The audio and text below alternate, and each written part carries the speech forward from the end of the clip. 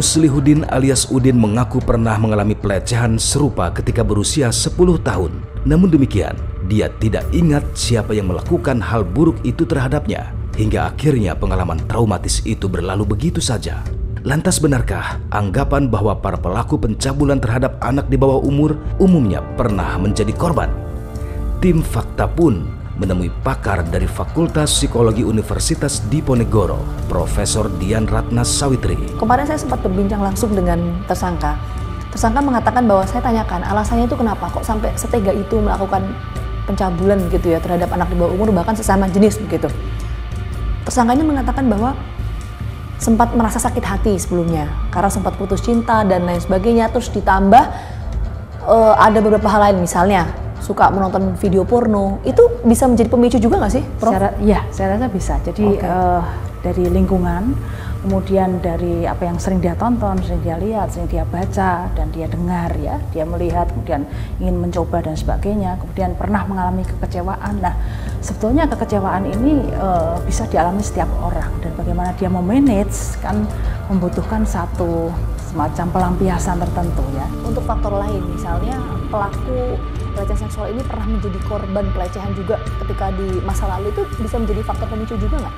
Ya, dari sisi trauma, kemudian ya, ketika dia telah menjadi korban, kemudian tidak dimanage dengan baik juga pada saat itu, menimbulkan kekecewaan, dia menjadi menarik diri barangkali seperti itu, tidak ada tempat untuknya bercerita. Nah, kemudian muncul satu kesempatan, kemudian dia merasa hal itu dia juga pernah mengalaminya, dan dia tidak tahu apa yang harus dilakukan, apakah itu sesuatu yang baik atau buruk, di stop atau tidak ya.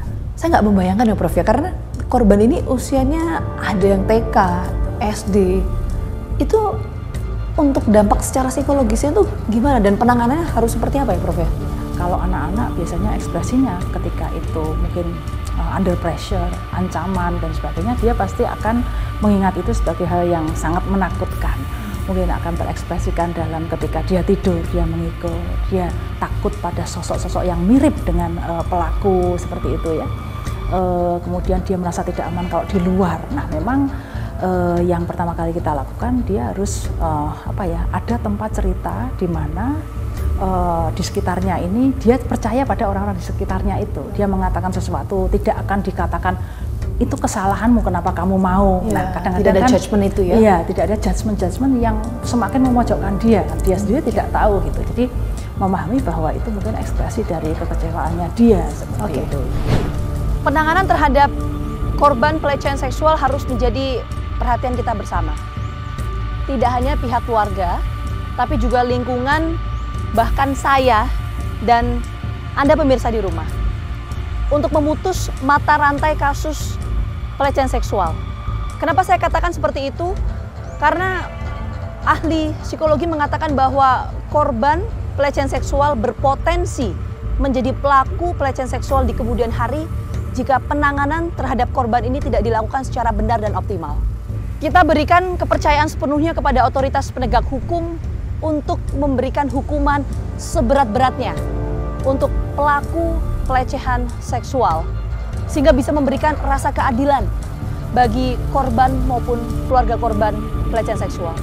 Saksikan terus Fakta setiap hari Senin pukul 8 malam hanya di TV One.